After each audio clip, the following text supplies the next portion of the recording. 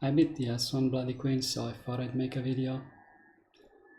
On Hospital as Explorer, I used to spawn on the left side, which is one of the better hiding areas for Explorer, but it's also RNG dependent on where you spawn, and also some hunters can catch up to you really quickly and find you anyway. But anyway, this time I spawned middle because recently I started spawning middle if nobody else needs to take middle. Like, I have 3 kiters on my team basically, none of them really need to be middle, so I can take middle for myself, and then it's better Cipher rush from middle, and you can also usually hide in middle.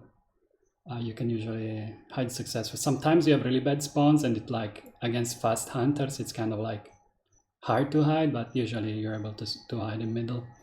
I've also been trying spawning in Shack, which is another decent hiding area, decent Cipher rush spawn, but yeah, anyway, I'm mostly spawning middle nowadays.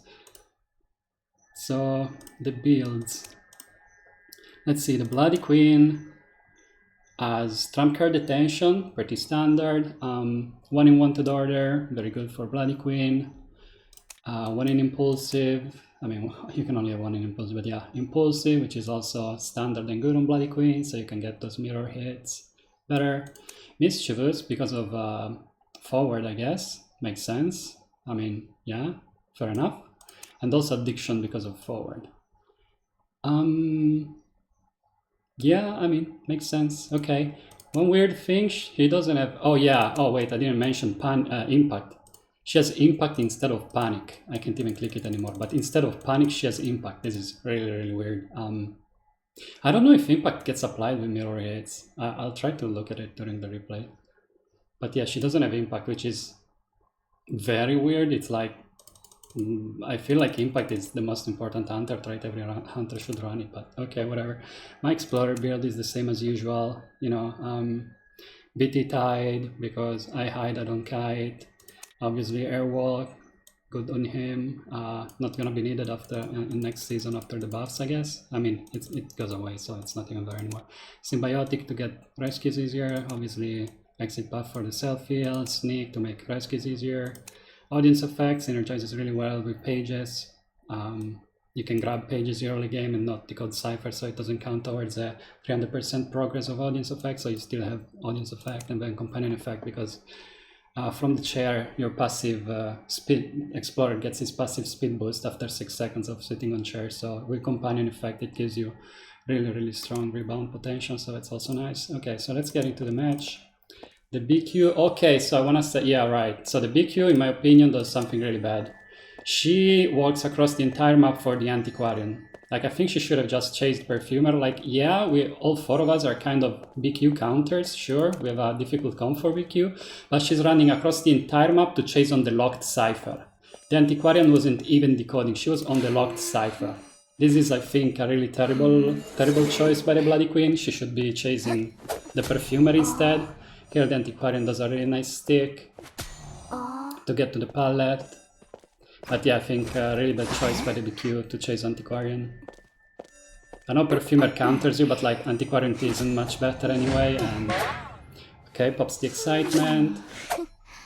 And she was on the locked Cipher. So like, look at the Cipher rush. Even if you down her quickly, the Ciphers are super fast now because you didn't pressure the right Cipher. Good on the chase. Okay, so she gets a flywheel, but she flywheels kind of into a corner and then tries to jump and do the stick again, but doesn't get it. Gets down. And okay. Wait, I wanted to say, oh yeah, mirror hits for impact. I need to remember this. I need to try to look for that. Okay, so forward is going to rescue. We don't have a rescuer. Everyone has flywheel. I mean, I have Tide Turner, but I'm an explorer. I don't really want to rescue. Like, it's a last resort kind of thing. My rescue, I'm not really a rescuer, so forward is going to do the rescue without Tide, which isn't the best, but it's better than nothing. Also, it's a forward, so you can always like harass after rescue, so it's still fine, you know. So let's see.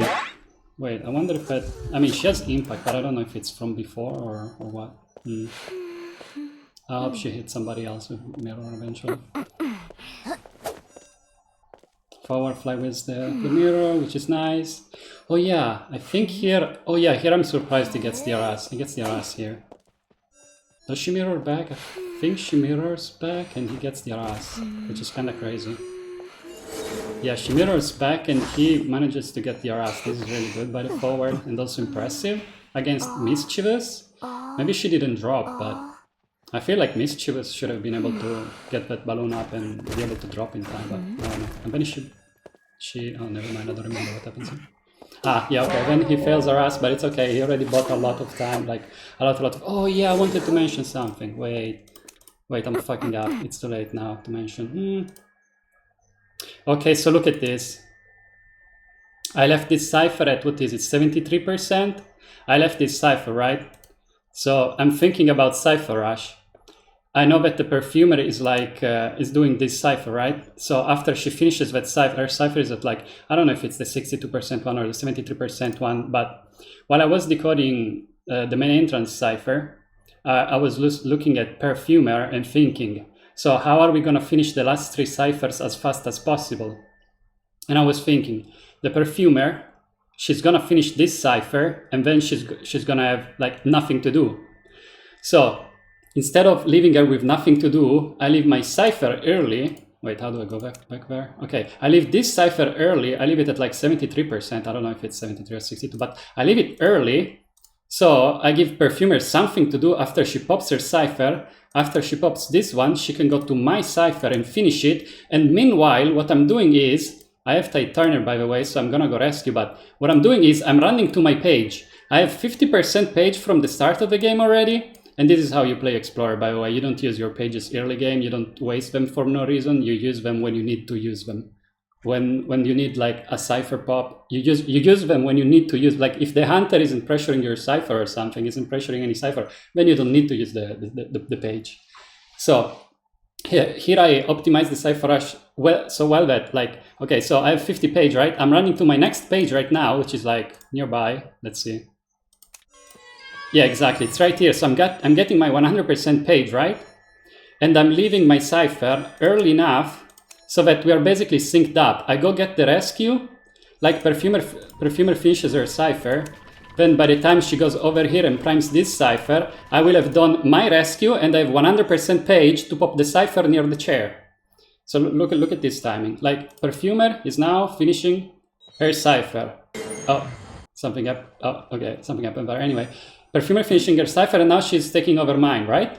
She's going to the last cipher, fourth last, like we're gonna end at the same time. It's fine. Okay, so I have tight turner, right? So I'm going rescue. Perfumer wanted to rescue, but I have tight turner, so I tell them that I'm going to rescue and I'm pinging 100% page versus cipher right here. So look at this timing. I left my cipher perfectly for perfumer to. We almost pop them at the same time. So with tight turner rescue, Antiquarian is still alive. We pop at the same time, like. Yeah, so like I left my cipher early because I'm thinking about how to pop 5 ciphers, not how to pop 4 ciphers. You need to pop 5 ciphers. So I left my cipher early because I knew the timing. I knew that when perfumer finishes her cipher, she's gonna have nothing to do for a while if I pop my cipher. So instead of leaving her with nothing to do, which is a waste of time, I leave my cipher early and make it so I get to the rescue and pop the last cipher with my 100% page at like the right timing to, I mean, you know what I mean, you saw. And then they flywheel here, they double flywheel out of the gate, and we barely make it out with the double flywheel against the mirror. That was actually gonna hit. I could have shown that, but whatever, yeah. No, but I really wanted to emphasize this point that I left my cipher early because I realized that perfumer was gonna be able to pop it for me at the same time I popped the last cipher. So we optimize cipher rush perfectly. And that's how you need to think about ciphers. Like, survivors on this server are so fucking dogshit at Cipher Rush. They never think about these things. They never think, oh, my teammate is decoding this cipher. When she finishes this cipher, what is she gonna do? Jerk off on it? Like, do nothing? Waste time doing nothing? That's not good Cipher Rush. So I need to leave my cipher for her to finish it. So she's decoding the entire time and not wasting time doing nothing.